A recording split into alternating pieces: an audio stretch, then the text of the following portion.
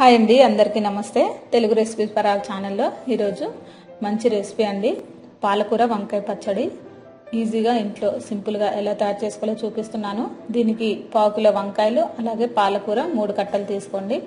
2 స్పూన్ల ఆయిల్ వేసి 1/2 స్పూన్ జీలకర్ర, అలాగే ఉల్లిపాయలు 1 తీసుకొని ఇలా కట్ చేసి వేసుకోండి. మరి మాడకుండా దోరగా ఫ్రై చేసుకోండి ఒక 2 నిమిషాల పాటు.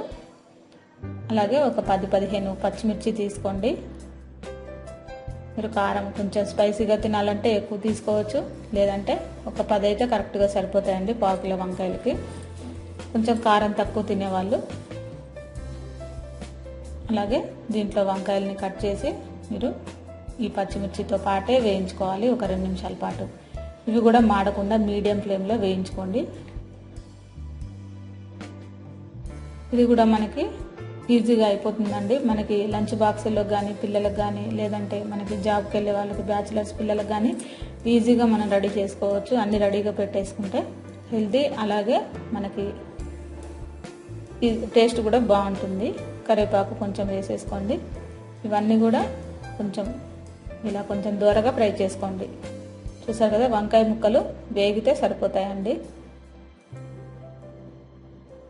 వేగిన తర్వాత దీంట్లో ఒక 7-8 వెల్లుల్లిపాయలు తీసుకోండి. అలాగే కొంచెం చింతపండు తీసుకోండి. ఇప్పుడు నేను చూపించినంత అయితే పావు కిలో వంకాయలకి కరెక్ట్గా సరిపోతుంది. ఇప్పుడు ఇది సపరేట్ ప్లేట్లోకి తీసుకొని మరికొంత 1 స్పూన్ ఆయిల్ వేసుకొని మనం కట్ చేసిన పాలకూర వేసేసుకొని దీన్ని ఉడికించుకోవాలండి. దీంట్లో ఏమాత్రం వాటర్ వేయొద్దు, మనం కడిగిన వాటర్ కరెక్ట్గా సరిపోతుంది. కట్ చేసి ముందుగా పాలకూర కడిగి కట్ చేసుకోండి, లేదంటే విటమిన్స్ అన్నీ పోతాయి మనకి. మీరు ఏం చేస్తారంటే పాలకూరని శుభ్రంగా కడిగేసేయండి. కడిగేసి కట్ చేసుకోండి. ఎప్పుడైనా పాలకూర అంతే చేయాలండి, కడిగేసి మనం కట్ చేసుకోవాలి. ఇప్పుడు మనం దీన్ని ఆయిల్లోనే ఇలా కొంచెం మనకి చక్కగా పచ్చివాసన పోయేదాకా వేయించుకోవాలి దీన్ని. ఇప్పుడు మీరు స్టవ్ బంద్ చేసి చల్లారనివ్వండి. ఈలోపు మనం మిక్సీలో ఉప్పు వేసి తగినంత కచ్చాపచ్చాగా మిక్సీ పట్టుకోవాలి.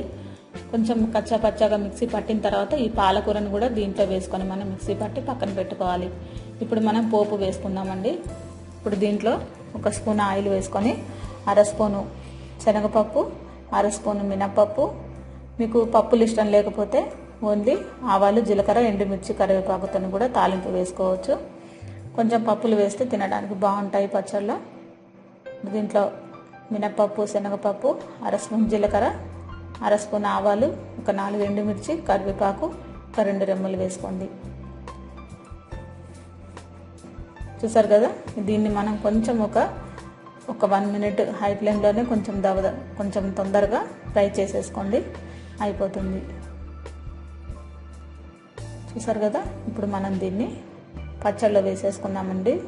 స్టవ్ బంద్ చేసుకొని పచ్చళ్ళలో వేసేసుకుంటే సరిపోతుంది. మాడకుండా దూరగా ఫ్రై చేసుకోండి. మీరు కావాలంటే కొంచెం ఇంగువ కూడా వేసుకోవచ్చండి. మనకి పచ్చడి రెడీ అయిపోయింది.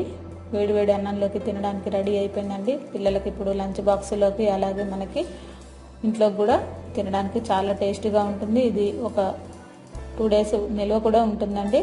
ఓకేనండి, ఈ రెసిపీ మీకు నచ్చినట్లయితే లైక్ చేయండి, షేర్ చేయండి, సబ్స్క్రైబ్ చేయండి. అందరికీ వెరీ వెరీ థ్యాంక్ యూ అండి.